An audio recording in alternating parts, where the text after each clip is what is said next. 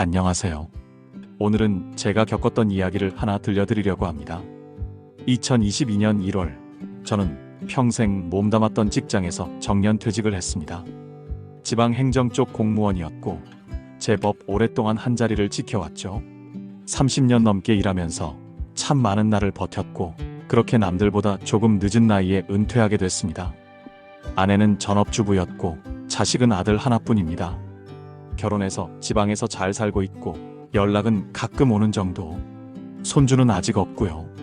은퇴 후 처음 석 달 동안은 정말 아무것도 하지 않았습니다.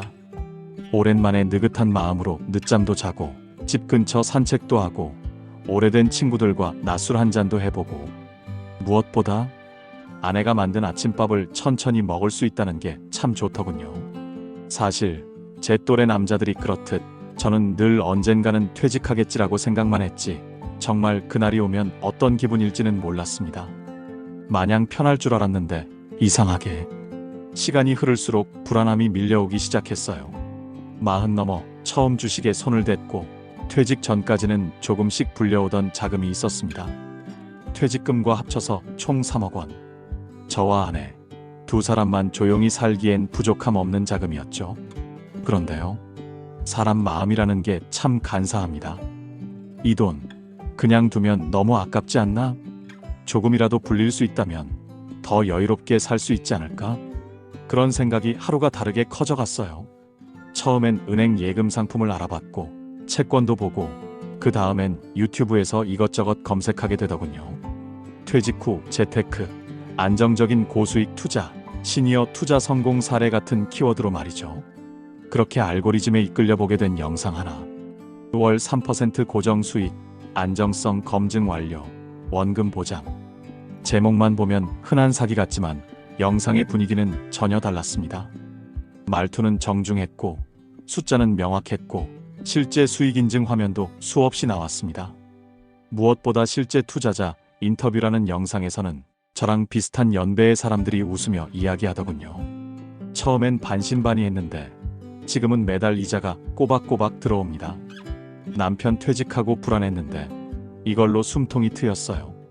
거기서 저는 잠깐 멈췄어야 했습니다. 그런데 알고 계시죠? 유튜브는 한번 클릭하면 계속 비슷한 걸 보여줍니다. 그날 이후로 하루에도 몇 번씩 그런 영상이 뜨고 저도 모르게 클릭을 반복했어요. 그리고 어느 날 영상 댓글에서 보게 됐죠. 궁금하신 분들은 오픈 채팅방으로 들어오세요. 초보자도 도와드립니다. 그때는 정말 그냥 한번 들어가 보기만 할 생각이었습니다. 가입비도 없고 가입할 때 이름도 안 밝히고요. 방에 들어갔더니 100명 넘는 사람들이 각자 이자 잘 들어왔어요. 이달도 감사합니다 같은 얘기를 하더군요.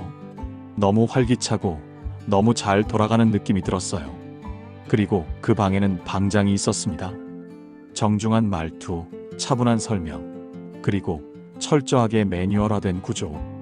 한눈에 보기에도 이 사람 그냥 취미로 하는 건 아니구나 싶은 사람이었어요. 그리고 이런 말을 했죠.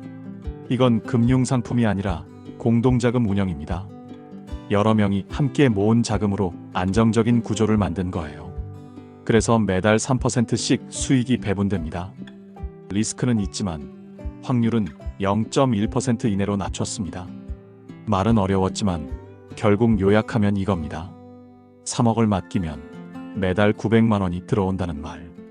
그 수익이 원금 보장 정기 지급이라는 환상과 함께 따라오는 말이었죠. 처음엔 믿지 않았습니다. 그래서 딱 500만 원만 넣어봤어요. 정말 아주 작게. 그런데 딱 일주일 후 계좌에 이자가 입금됐습니다. 세후 정확하게 계산된 금액이 아무 말 없이 입금됐더라고요. 그 순간 저는 조금 흔들렸습니다. 그리고 그 다음 달 또 들어왔습니다. 조금 더 넣어봤습니다. 그 다음 달에도 또 들어왔습니다. 어느 순간 저도 모르게 매달 이자가 입금되는 걸 기다리는 사람이 되어 있었어요. 오픈 채팅방 사람들과도 어느새 친해졌고 3개월이 지나자 서울 지역 식사 모임이란 이름으로 오프라인 만남도 가졌습니다. 번호도 교환하고 식사도 같이 하고 방장도 직접 나왔고요. 그 자리에선 이런 좋은 걸 왜 이제야 알았는지 모르겠다는 얘기만 오갔습니다. 불신은 점점 사라졌고 그 자리에 공동체라는 감정이 생기기 시작했습니다. 누군가의 사기라고 생각할 수 없는 분위기. 바로 그게 이 사기의 가장 치명적인 장치였습니다. 그리고 저는 2023년 10월 전 재산 3억 원 전액을 맡겼습니다. 그때는 정말 아무 의심이 없었습니다. 지금 생각하면 참 어처구니 없을 정도로 쉽게 믿었죠. 그리고 2달 뒤인 2023년 12월 이자가 하루 늦게 들어오기 시작했습니다. 그제서야 제가 걸려든 거란 걸 어렴풋이 깨닫기 시작했습니다. 그 전까진 매달 꼬박꼬박 들어오던 수익이었기에 처음엔 단순한 실수나 은행 업무 지연 정도로 생각했습니다. 하지만 마음 한편엔 알 수 없는 불안감이 스멀스멀 올라오기 시작했죠. 그날 저는 방장에게 연락을 시도했습니다. 오픈 채팅방에도 접속해 상황을 지켜보았지만 반응은 생각보다 차분했고 대다수 사람들은 조금 늦을 수도 있다면서 여전히 믿음을 드러냈습니다. 그 분위기에 힘입어 저도 스스로를 다독이며 곧 해결되겠지라며 기다렸습니다. 하지만 이자가 이틀, 사흘 늦어지고 결국 한 주가 지나도록 입금되지 않으면서 분위기는 급격히 변했습니다. 오픈 채팅방에는 점점 불안한 글들이 올라오기 시작했고 몇몇은 문의글을 올렸지만 방장은 점점 회피하는 듯한 답변만 반복했습니다.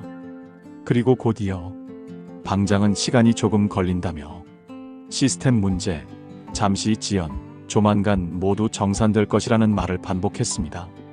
단체방 안의 사람들은 초조했지만 그 말을 믿을 수밖에 없었습니다.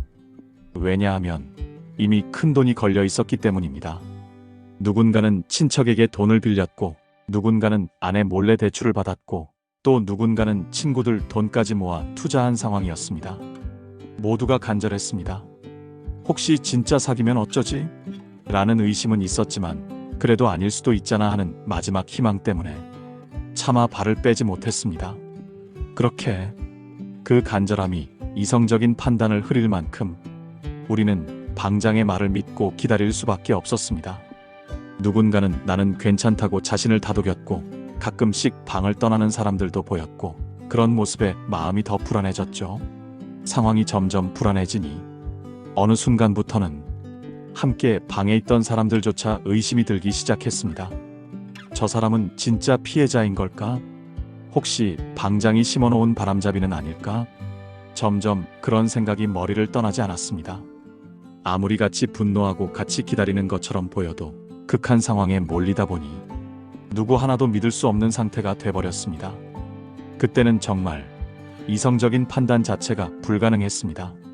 사람들을 믿는 것도 두렵고 방장을 놓는 것도 두렵고 그냥 이게 사기가 아니길 바라는 마음으로 시간을 버티고 있었던 것 같습니다.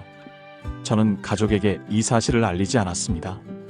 아들이 이미 안정적으로 살고 있었고 제 걱정을 더할 필요는 없다고 생각했죠. 하지만 혼자서 이 무거운 현실을 감당하는 건 쉽지 않았습니다. 그때부터 밤마다 잠이 오지 않았고 마음은 무거워졌습니다. 그렇게 사기만 아니길 바라는 마음 하나로 위태로운 날들을 버텼습니다. 하지만 어느 날 문득 시간을 보니 그 희망 고문은 이미 몇 달째 계속되고 있었습니다. 방장은 여전히 단체방 안에는 있었지만 이제는 아무 말도 하지 않았고 전화도 받지 않았으며 사실상 잠수를 탄 상태였습니다. 점점 사람들 사이에 분노와 좌절이 퍼졌습니다. 단체방은 어느 순간부터 서로를 달래던 공간이 아니라 현실을 받아들이자는 말들이 오가는 침울한 공간이 돼버렸습니다. 이거 진짜 사기 맞는 것 같아요. 이제 그만 희망 가집시다. 전 끝까지 믿고 싶어요. 가족 돈이에요. 진짜 조금만 더 기다리면 안 되나요? 이런 대화들이 오갔고 점점 사람들의 목소리는 약해졌습니다. 그리고 결정적인 순간이 왔습니다. 방장이 단체방에서 조용히 나가면서 그 방은 자동으로 폭파되었습니다. 그 순간 우리는 모두 무너졌습니다. 하지만 불행 중 다행이랄까요? 예전에 식사 모임을 하며 번호를 교환했던 사람들 덕분에 완전히 뿔뿔이 흩어지진 않았습니다. 그중 한 분이 새롭게 이자 사기 피해자 단톡방을 만들었고 그곳에 다시 하나둘 모여들며 이 사건의 진실을 파헤치고 법적 대응을 시작할 수 있게 되었습니다. 100명이 넘는 피해자가 있었기에 혼자만 당한 일이 아니란 사실에 위로를 받으면서도 분노와 허탈감이 교차했습니다. 법적 절차에 대해 아무것도 몰랐기에 변호사를 찾아 상담을 받으며 사람들과 고소장을 준비하는 과정은 결코 쉽지 않았습니다. 서류를 준비하고 경찰서에 여러 번 방문하는 일도 정신적 부담이 컸습니다. 그 과정에서 가장 힘들었던 건 사건이 점점 멀어지는 듯한 느낌이었습니다. 경찰 조사와 법적 절차가 느리게 진행되면서 나의 믿음은 이미 완전히 무너져 내린 상태였죠. 더구나 아들은 여전히 이 사실을 모르고 있었기에 가족에게 짐이 되고 싶지 않아 더욱 혼자 마음을 숨겨야 했습니다. 혼자 감당하는 외로움과 절망감이 그때 제일 컸던 것 같습니다. 그럼에도 불구하고 저는 포기하지 않기로 했습니다. 내가 당한 이 부당함을 반드시 밝혀내고 다른 사람들에게도 경고해야 한다는 마음으로 버텼습니다. 법적 절차가 본격화되면서 재판이 시작되었습니다. 법정에 들어서서 마주한 피고인은 오히려 태연한 모습이었고 그의 변호사 또한 치밀한 논리로 우리를 압박했습니다. 재판 과정에서 저는 다시 한번 깊은 상처를 받았습니다. 내가 믿었던 사람이, 내 인생의 큰 부분을 무너뜨린 사람이 법정에서 그토록 침착하게 자신의 주장을 펼치는 모습은 참담했습니다. 증거를 제시하고 증인을 부르며 싸웠지만 긴 재판 과정 동안 제 마음은 점점 지쳐갔습니다. 수많은 질문과 공격 속에서 나는 나 자신을 의심하기도 했고 이 상황이 현실인지 꿈인지 분간이 되지 않을 때도 많았습니다. 그럼에도 불구하고 가족과 주변 사람들의 응원과 작은 희망의 끈을 잡으며 버텼습니다. 하지만 이 싸움이 끝난다고 해도 마음속 상처는 쉽게 아물지 않을 것임을 잘 알고 있었습니다. 사건이 세상에 알려지고 피해 사실을 아들에게 알리게 되면서부터 우리 가족 사이에도 긴장감이 감돌기 시작했습니다. 아들은 처음엔 믿지 못하는 눈치였고 왜 그런데 돈을 넣었냐며 실망한 표정을 감추지 못했습니다. 그 말 한마디 한마디가 저에게는 마치 칼날처럼 다가왔죠. 한동안 우리는 대화를 피했고 가족 간의 대화가 어색해지고 멀어졌습니다. 아내도 마음이 무거워져 표정이 굳어졌고 집안은 마치 무거운 안개에 휩싸인 듯 했습니다. 그렇지만 시간이 흐르면서 서로를 이해하고 위로하는 순간들도 있었습니다. 아들은 점차 저의 고통을 이해하려 노력했고 가족 모두가 다시 한번 서로에게 힘이 되어주려는 마음을 가지게 되었습니다. 사고가 터지고 나서 가장 크게 다가온 것은 금전적인 손실이었습니다. 3억 원이라는 큰 돈을 한순간에 잃고 나니 평소 누리던 여유로운 생활은 사라졌습니다. 퇴직 후 편안히 쉬고 있던 나날들은 끝났고 저와 아내는 생활비를 줄이기 위해 여러 가지를 포기해야 했습니다. 외식은 거의 사라졌고 취미 생활도 거의 하지 못하게 되었습니다. 집안 곳곳에서 느껴지는 긴장감과 지출을 아끼려는 노력이 가득해지면서 가족 모두가 조금씩 지쳐갔습니다. 하지만 무엇보다 힘들었던 것은 다시 일어설 수 있을까? 라는 불안감이었습니다. 이미 늦은 나이에 큰 실패를 경험했기에 앞으로의 미래가 막막하기만 했습니다. 그 막막함도 저에겐 사치였습니다. 일어서야 했고 살아야 했습니다. 저는 이 모든 일이 결국은 좋은 경험이었다고 생각하기로 했습니다. 물론 쉽게 할 수 있는 말은 아니었습니다. 3억이라는 돈, 그리고 마음속 깊이의 상처, 그것들을 잃고도 좋은 경험이라고 말하기엔 너무도 가혹했지만 그래도 무너지면 안 된다고 생각했습니다. 제가 여기서 무너지면 아내도 그리고 멀리 떨어져 사는 아들도 얼마나 상처받을지 알기 때문입니다.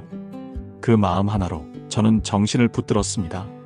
저는 포기하지 않기로 마음먹었습니다. 물론 큰 상처와 손실이 있었지만 앞으로 다시 일어설 희망을 놓지 않았습니다. 피해자들의 간절함이 통했던 걸까요? 수사 결과 피해자는 전국적으로 130명, 피해 금액은 약 130억 원. 방장은 실제로는 유사 금융 전문가 행세를 하며 여러 이름으로 이자 사기 리딩방을 돌려 운영해온 전력이 있었고 투자금 대부분은 돌려막기 방식으로 운영되다 잠적한 것으로 드러났습니다.